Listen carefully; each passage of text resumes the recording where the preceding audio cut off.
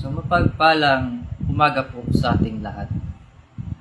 Bago ang lahat, binabati ko po muna ang ating Diyos na makapangyarihan sa lahat na si El Jehovah Elohim. At binabati ko rin po ang aking minamahal na asawa na si Maestra Ira Vitala.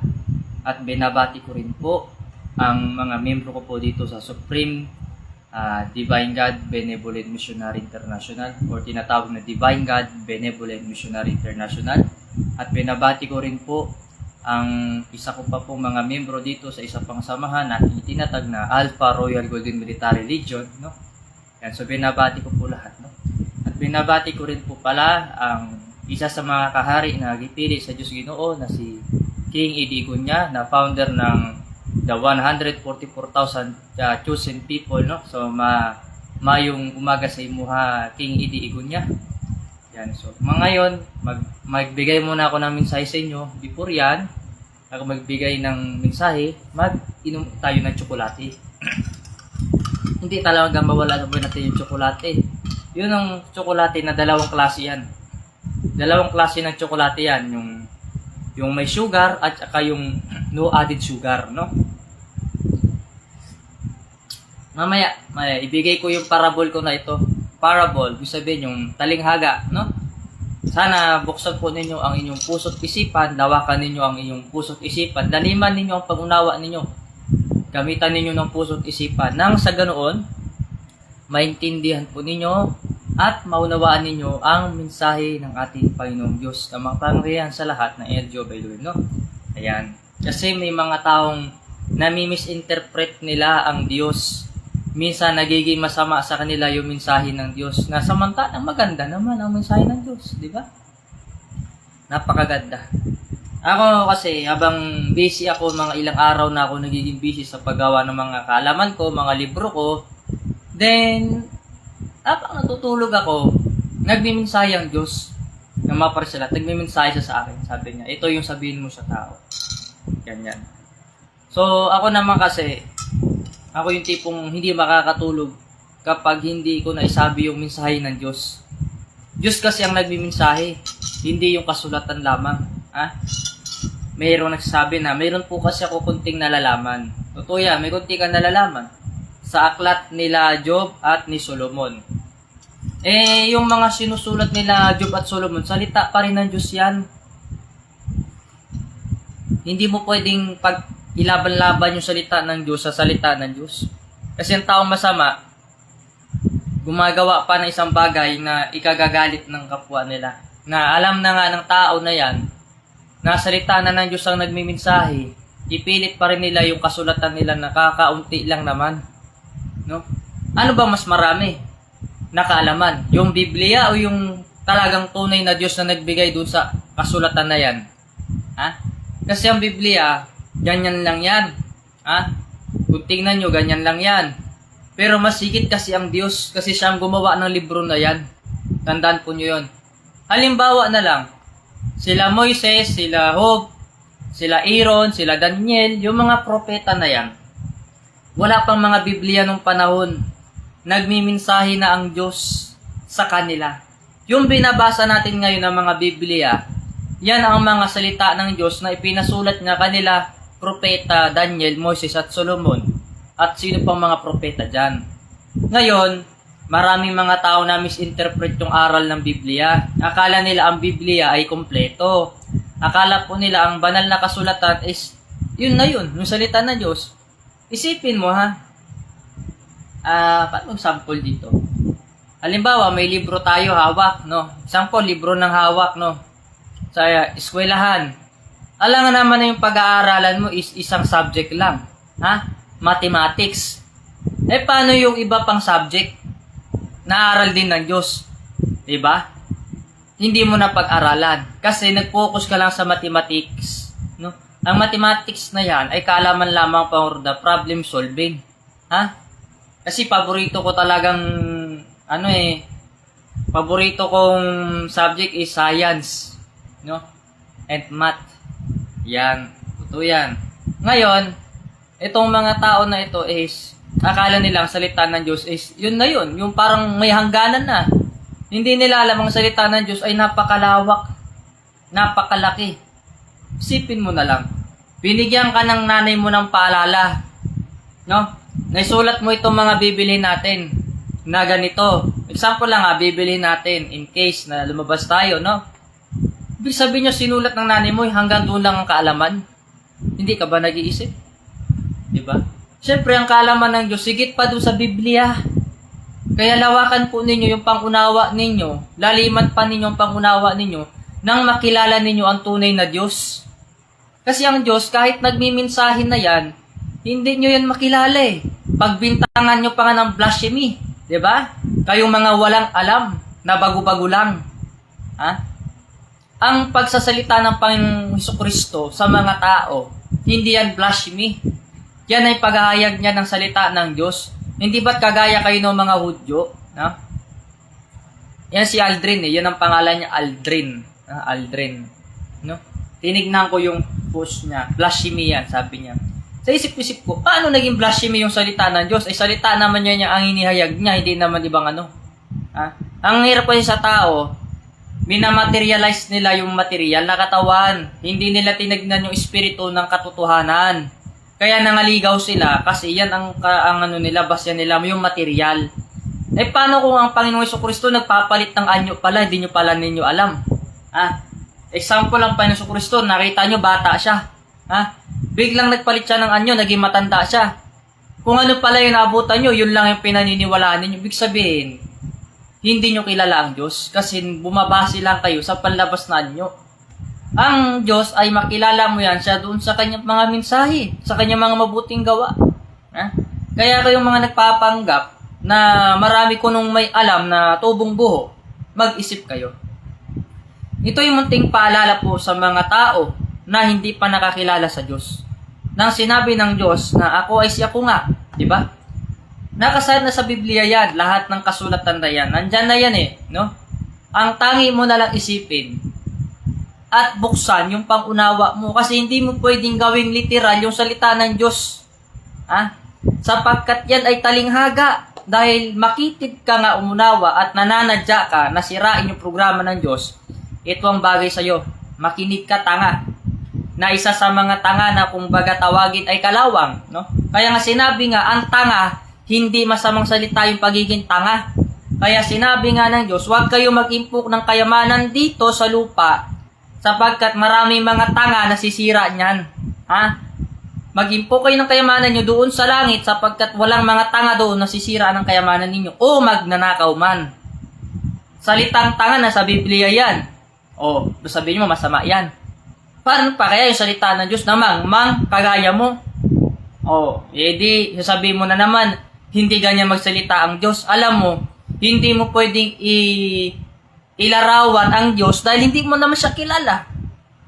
Ang Diyos kahit magalit yan, kahit tupukin ka pa sa apoy, Diyos pa rin yan. Matuwid yan eh. Hindi naman porke na pag gumawa ka ng hindi maganda na pananalita okay lang. Lalo na kung humihigit na yung sungay mo. Hindi pwede yan. Kailangan putulin yung sungay mo. Diba? Ang Diyos ay makatarungan. Ang Diyos nga pinakadelikado sa lahat eh. Bakit magkamali ka lang, tupukin ka na? Pasalamat ka na lang dahil mayroon pang anak ng Diyos na pumipigil sa galit ng Ama. Hindi ka ba nakakaunawa sa programa ng Diyos sapagkat hindi ka naman Diyos? Tao man kayo na nakatira dito sa lupa niya. Dito sa mundo na nilikha niya. Na binigyan nyo nga yung mga lupa nyo ng titulo na hindi naman ninyo pag-aari. O, diba? Sabihin nyo hindi. Totoo yan. Naglagay kayo ng mga title ng lupa ninyo, hindi naman sa inyo. Sa Diyos naman yan. Kaya yung mga mahirap, wala tuloy matiran. No?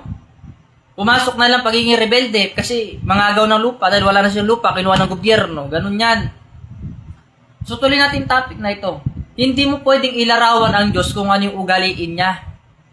Kasi nga tanga ka eh. Ang tanga, kagaya mo yung mga kalawang. Tanga, kahulugan kalawang.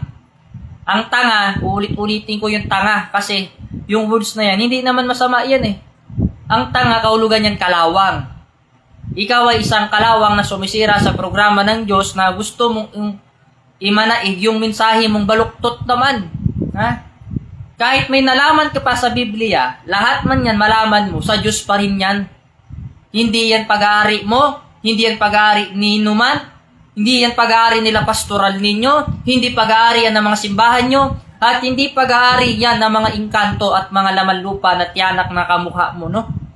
Yan ay salita ng Diyos na sa Kanya man lang yan nagmumula at sa Kanya yan nagmula. At pag-aari niya yan. Ako, hindi ko pag-aari ang salita ng Diyos. Alam niyo bakit? Imposibleng ito ang magmay-ari nun. Dahil ito nga, makapagmensahe ba ng ganun yun kung hindi ito yung may-ari? Diba? Ang Diyos nga pumapatay na makasalanan. Pagka gumawa pala ang Diyos ng paghatol sa tao na gumawa ng hindi mga magandang gawain at hinatulan sila, sasabihin ninyo, hindi ganyan ang Diyos. Anong gusto nyo? Si Satanas yung Diyos nyo. Na pag gumawa kayo ng masama, palakpakan kayo. Good, good, good. Gaganunin pala kayo. Hindi ganun ang Diyos eh. Ang Diyos hindi nagtotolerate ng mali. Pag mali ka, boy, mali ka. Makikinig ka. Kasi talinghaga ng Diyos yan eh. Hindi naman niya kagaya sa kaalaman ninyo nakapiranggot na parang tae na pinunas lang sa kung saan. Ha? Nalalaman mo nga yung nalalaman mo kung hanggang doon lamang. Ang salita ng Diyos ay iba kasi yan eh. Napakatalinghaga yan. Kahit gaano ka pakatalino, ha? Hindi mo malalaman yan. Meron nga ako dyan nakita, yung comet ni Aldrin. Ha? Sino pa ba yung isang babae? Richie, ano ba yung pangalan yun? Mga leche, mga yan eh. Tustusin, no? Hindi naman porke nakatapak kayo sa ibang bansa, eh matalino ka na. Ha? May iba kasi mataas ang lipad ang hangin sa utak. Porke nakatapak ng ibang bansa, akala mo, genius na. Ha? Ganun ang utak ng Pilipino eh. Ay, nakatapak ako ng ibang bansa, kaya yung mga kapwa ko Pilipino, tanga-tanga. Ha? Akala mo sasangayon. Alam mo, hindi lahat ng nasa ibang bansa matalino. Marami nga foreigner eh. Walang pinag-aralan, magaling pa mag-English ha? Ha? Fluent pa sila sa lingwahe nilang English pero hindi sila matalino. Bakit? Puno sila ng kasamaan. 'Di ba? Puno sila ng kasamaan kagaya nyo. Pinuhusgahan ninyo yung nasarapan ninyo na hindi pala ninyo kilala. Sabi nyo blasphemy, sabi nyo peke. Bakit? Paano naging peke ang salita ng Diyos? Paano naging peke si Kristo? Na si Kristo man ang nagbigay sa inyo ng mensahe. Yan ang sinasabi ko sa inyo. Tapos kuha kayo ng Bible verse ninyo, ilalaban nyo sa nagsasalita ng mensahe na mula naman sa Kanya yan. Hindi naman sa inyo. Bakit yung Biblia, pag-aari nyo ba yan? Hindi nyo nang pag-aari ang Biblia kahit yung mga simbahan. Hindi ninyo pag-aari ang salita ng Diyos, huwag nyong ariin na sa inyo. Blasphemy din yung ginagawa nyo, mga siraulo kayo. Ako pa, gaguhin ninyo. Kuha kayo ng Bible verse, tapos inaangkin nyo na alam niyo yung kalaban ng Diyos. Hindi. Kahit gaano ka pa mataas ang pinag-aralan mo, kahit nakagraduate ka pa ng college, hindi mo maunawaan ang salita ng Diyos. Kagaya na nga lang sa mininsahe niya kahapon, di mo pa naririnig eh. No? Ano bang pinagmamalaki niyo mga Ginoo? Bakit po ba ito'y pinagtatalo-talo nyo pa? Nasamantalang kayo ay mga dukha din naman at maralita na dito rin naman nagmumula sa lupang ito. Di ba napakalalim niyan? E talinghaga ni literal. Hindi ginamitan ng talino. Ang tao kasi bobo. Ang taong bobo, kahit alam naman niya yung isang bagay, sinasadya niyang gawing bobo. Ganun yan. Halimbawa, tinuruan mo na mabuting gawa, gawin niya yung mali. Gustong-gusto niyang gumawa ng mali kasi anak siya ni Satanas. No? Hindi ka ba nahiya, Aldrin, na nag-appeal-appeal kayo dito sa mga page na dili man kayo mga membro dito? Ha? Sige ra pagpangdaot kayo mga bakakon kayo, ha? Diba? Kasi ang Diyos kasi di mo makilala yan eh. Kahit nasa harapan mo pa nga yan, di mo makilala yan. Tawagin mo pa nga blasphemy, tawagin mo pa nga bakakon, tawagin mo pa nga peke, tawagin mo pa nga mapagpanggap, tawagin mo pa nga adik, ha? Minsan pa nga, duraan mo pa nga sa mukha. Ganyan na ginagawa nyo sa Diyos. Kayong mga walang galang. Ha? Yung ginagawa nyo na di maganda, binabaliktad nyo. Nung Panginoon Jesucristo, nung panahon niya, akala ng iba, ipinapanganak ang anak ng Diyos doon mismo. Ayon sa kasulatan. Eh hindi naman yun ang mismo na sinasabi kasi ng Diyos eh. Siya kasi nagprograma, pwede niyang baguhin yun. Ang nagpuprograma ang Diyos, hindi ang tao. Ang Diyos, pwede niyang parusahan ng tao, pwede rin hindi. Pwede niyang bawiin ng parusa, pwede rin niyang ituloy. Paano nangyari? Ha? Baka hindi nyo alam yung sinasabi ng banal na kasulatan.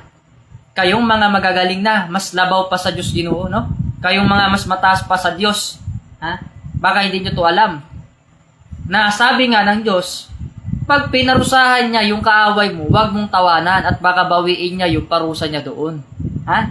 Malinaw yan sa kasulatan, sa banal na kasulatan. Kung kayo'y nagbabasa, malaman nyo yan. Hindi ba't sinabi ng Diyos na kapag pinarusahan niya yung kaaway mo, huwag mong pagtatawanan at baka bawiin niya yan. Oo. Kaya ako, pag kami yung tao, kinukuha na ng Diyos ng buhay. Kinuha na ng Diyos ng buhay yung mga tao. Wala, hindi ako naka-smile kasi nalulungkot ako sa kanila eh. Nagsasalita sila ng hindi maganda, pananalita, pati sa gawa, inuutusan pa yung ibang tao na para silang demonyo eh, binubulungan pa yung iba. Nagawa nyo ng hindi maganda yung Panginoong Diyos, buhusan nyo ng mainit na tubig, painumin nyo ng lason, ipakalat nyo tong balita na to, hindi siya tunay. Ang gusto nyo palabasin yung tunay, yung salita ninyong walang patunay. Diba? Ganyan kayo kagarapal. Ang salita ng Diyos kahit kailan hindi nyo yung mabaluktot. Diyos yan eh. Nagsasalita yan, hindi nyo nakikilala yan. Kahit harapan pa ninyo, hindi nyo makilala yan. Kasi minamaterialize ninyo ang Diyos. Hindi naman Espiritu ng Diyos ang pinapanood ninyo. Ang tinitignan ninyo, yung material na katawan. Pero ang nagsasalita, ang salita dito, nagsasalita, kilala nyo ba? Hindi nyo to kilala. Ito ang Espiritu ng Diyos na ako ay siya ko nga. Yan, nakalagay naman niya doon sa kasulatan. Hindi pala kayo nagbabasa. Sabi naman nila sa patutuwa na. Patutuo na. Mga salitang mga patapon, yan ang mga ugali na mga tinuro sa inyo ng mga founder ninyong mga bastos din. Kasi yung mga founder ninyo ngayon, no? Tapatin ko na kayo, yung mga founder ninyo ngayon na sinusunod, pinasukan ng demonyo yan.